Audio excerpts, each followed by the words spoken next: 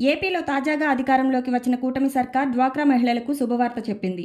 ఇప్పటివరకు మహిళలను తమ కాళ్ల మీద తాము నిలబడేలా ప్రోత్సహించిన ప్రభుత్వం ఇకపై వారికి వ్యక్తిగతంగానూ లబ్ధి చేకూర్చేందుకు సిద్ధమవుతోంది. ఇందులో భాగంగా సెర్ప్ ద్వారా ఆర్థిక సాయం చేయించాలని నిర్ణయించింది. దీనికి సంబంధించిన మార్గదర్శకాలు త్వరలో విడుదల కాబోతున్నాయి.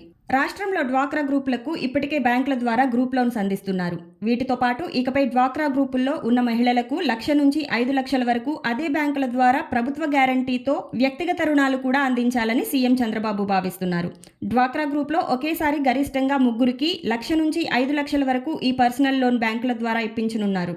తద్వారా వారి ఆర్థిక పరిస్థితి మరింత మెరుగవుతుందని భావిస్తున్నారు. ఈ ఆర్థిక సంవత్సరంలో 2,000 కోట్ల వరకు ఇలా డ్వాక్రా గ్రూపుల్లో మహిళలకు పర్సనల్ లోన్లు ఇప్పించాలని సెర్ప్ లక్ష్యంగా పెట్టుకుంది.